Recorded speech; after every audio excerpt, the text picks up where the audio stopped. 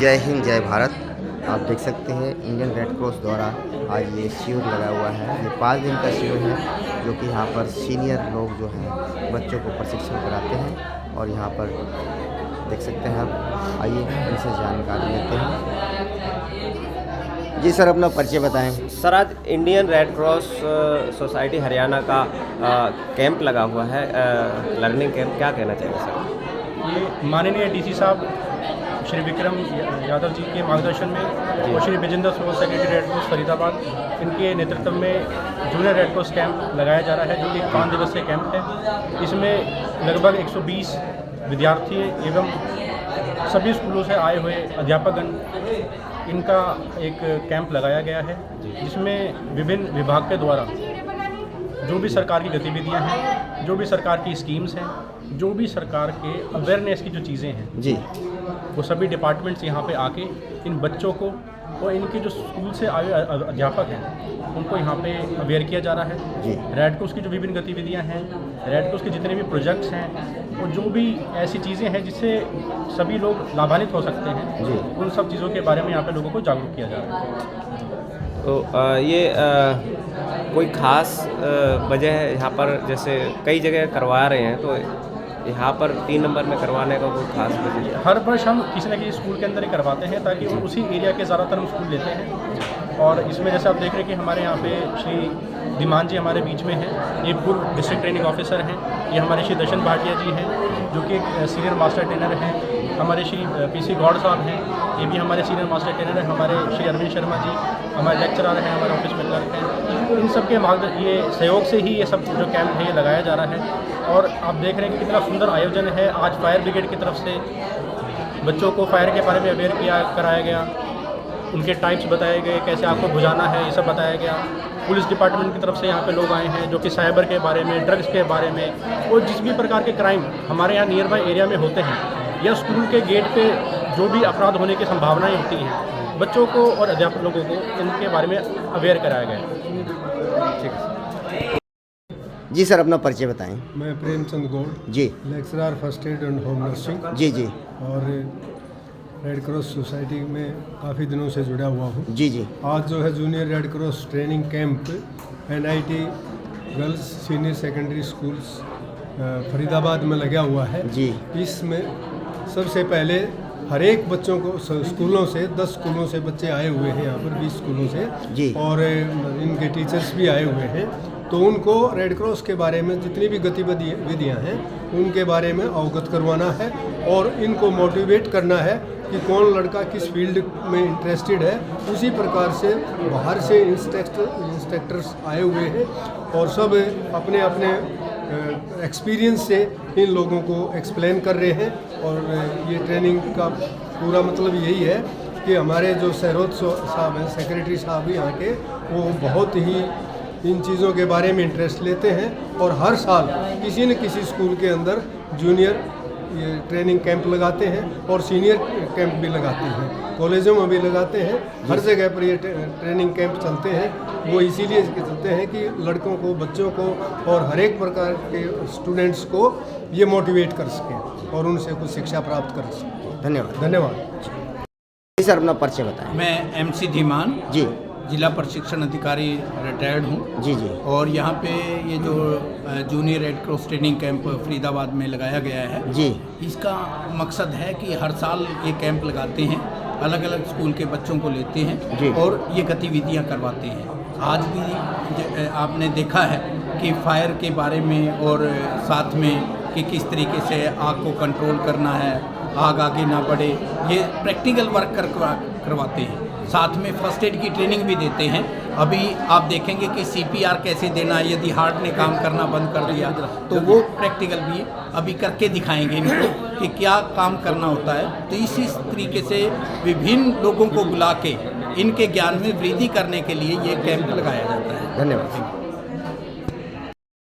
जी sir, अपना परिचय बताएं। Darshan Bhatia, national sir master trainer, जी। Indian Red Cross Society. बहुत अच्छी। आज आप यहाँ पे जो कैंप पे आए हुए हैं, आप क्या बच्चों को सिखाना चाहेंगे?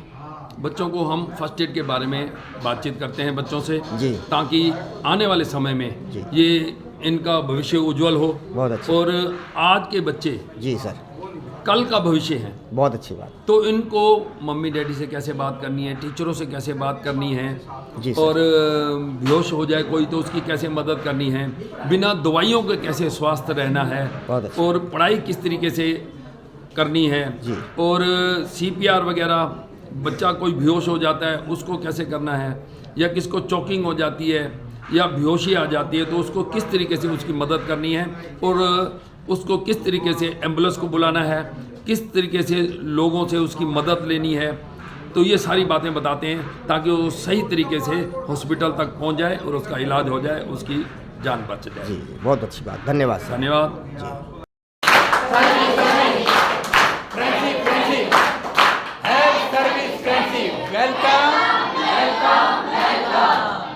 Thank you.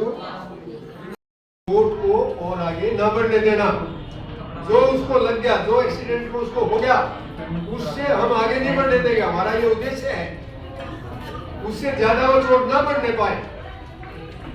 सबसे पहले जान बचाएंगे। दूसरा, जो चोट लगी हुई है या जो उसको मुसीबत आई हुई है उसमें और ज्यादा बढ़ोतरी ना हो जाए। और तीसरा क्या है? तीसरा क्या है? कोशिश करना पहले वाली स्थिति, प्रमोट रिकवरी। अच्छा, प्रमोट रिकवरी बोलते हैं उसको। P3P होगी ना, प्रमोट रिकवरी होगी, प्रिवेंट दिवालिंग ऑफ द कंडीशन होगी, और प्रिजर्व ऑफ लाइफ होगा। तो ये तीनों चीजें, तीन चीज को, 3P को यदि आप रखोगे तो आपके फर्स्ट एड की जो है उद्देश्य आपको बाय हार्ट याद हो जाएंगे और आप कभी नहीं भूलोगे।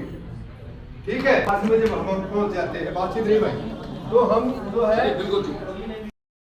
पास आकर, जो ये है चेस्ट के मिडल में, और ये जो छाती वाली हड्डी है इसके नीचे गैप है ना थोड़ा सा, तो उस पर हम वर्किंग एंड, मैंने बताया था, सीधा हाथ या उल्टा बायां, जो भी वर्किंग एंड है उसको जो हम इस प्रकार से रखेंगे, दूसरे से क्लिप कर ऐसे कर लेंगे, और इसको, मेरे बाजू जो है बिल्कुल सीधे होंगे, कमर भी सीधी है और घुटने भी सीधे हैं, है ना। तो हम इसको इस प्रकार से अपना जो हाथ, मेरा जोर जो है वो हाथों पर होगा, और हम इसको इस प्रकार से दबाएंगे, इस तरह से। ये देखिए एक बल्ब भी जल रहा है इसके अंदर। मेरी स्पीड, इसका मतलब बिल्कुल सही है, और ज्यादा नहीं करना इसको। 2 से 2.5 इंच तक गहराई कितनी होगी? ये जो ये थी इस तरह से। और कितने बार करेंगे?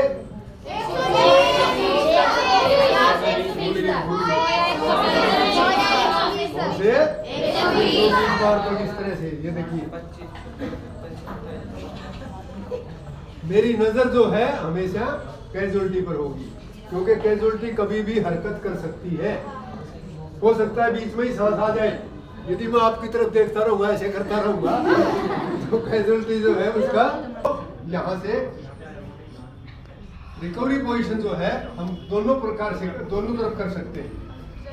उधर जिधर आपको स्पेस ज्यादा मिले उसी प्रकार से कर सकते हो।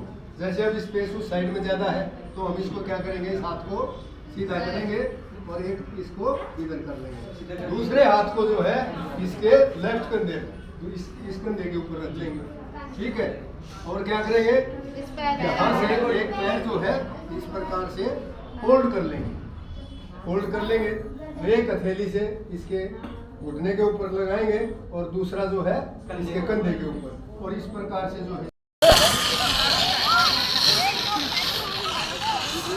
ये देख सकते हैं आप किस प्रकार से फायर फाइटर लोग ये आग को बुझा रहे हैं, और ये आग बुझ चुकी है। देखिए दोबारा से इसको फायर किया जा रहा है। रेड क्रॉस द्वारा ये प्रशिक्षण दिलाया जा रहा है बच्चों को। सरकारी स्कूल 3 नंबर महिला स्कूल है। यहाँ पर बच्चों को देख सकते हैं आग लगी हुई है, और ये किस प्रकार से ये आग बुझाने का काम चल रहा है। तो आपको बुझाने का कार्य चल रहा है, आग बुझा रहे हैं।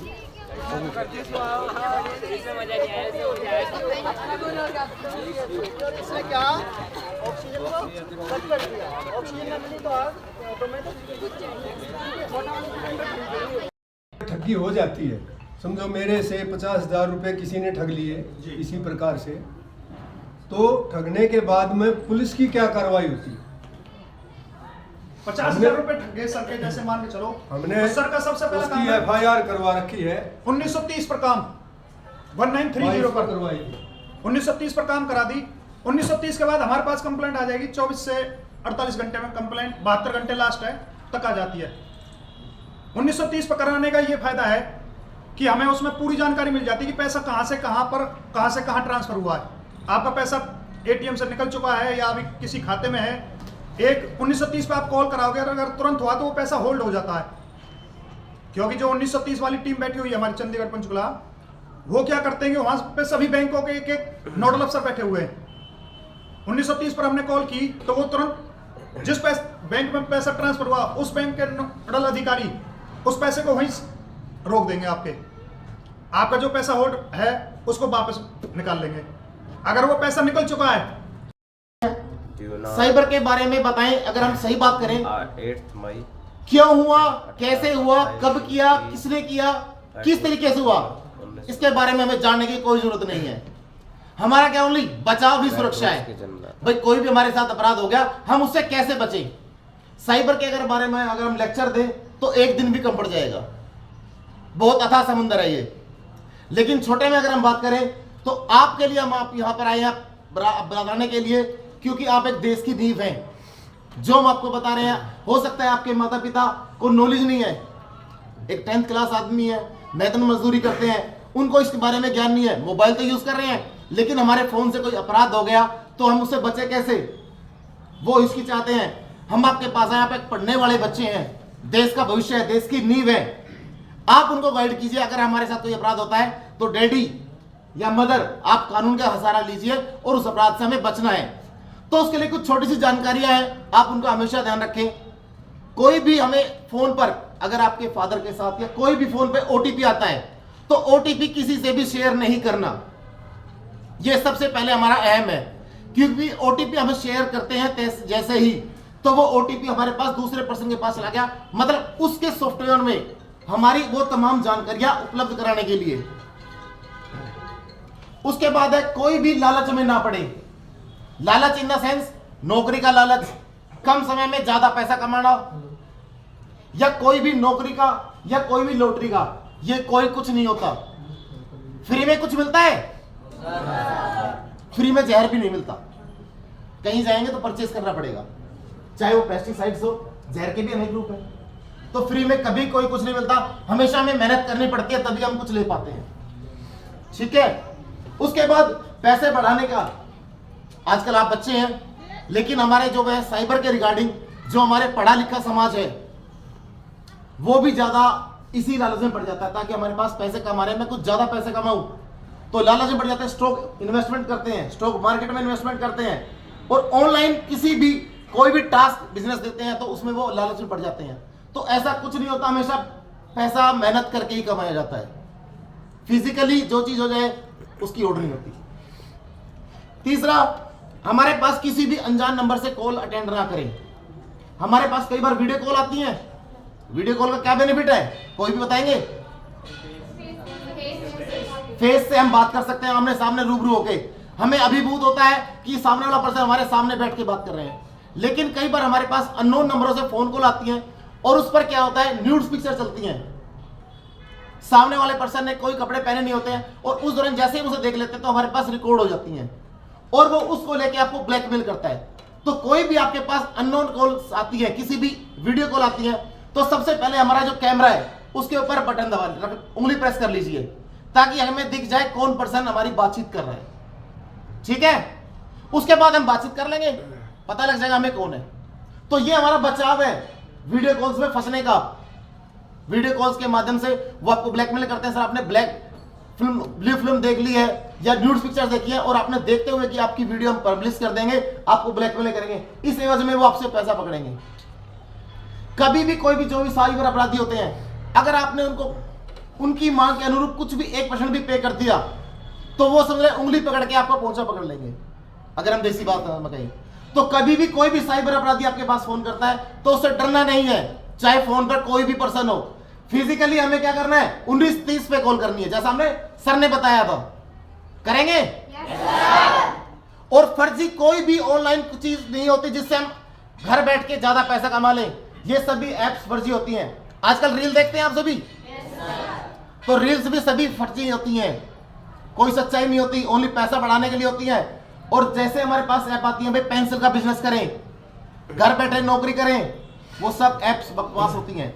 टेलीग्राम एप्स पर जो भी एप्स होती हैं, मोर देन 90% वो फेक होती हैं, वो फ्रॉडस्टर्स होते हैं, उनके नंबर्स होते हैं, वो आपको व्हाट्सएप के माध्यम से CO2 टाइप कार्बन डाइऑक्साइड, ठीक है। इसमें क्या होता है बच्चों, पाउडर होता है, ठीक है। इसमें ये होती है हमारी सेफ्टी पिन। और एक इसका हमेशा ध्यान रखना, आपके स्कूल वगैरह में टके होंगे, टका हुआ है तो अगर ये ग्रीन पे है तो ये ठीक काम करेगा, अगर ये रेड पे है इधर उधर तो ये डिस्चार्ज है, ये काम नहीं, इसका कोई भरोसा नहीं है, ठीक है। हाँ, ये सेफ्टी पिन है, इस ये वाली है, इसकी सेफ्टी पिन निकालनी है। दिख रहा है आपको ये पिन, यहाँ पे पिन ये दिख रहा है,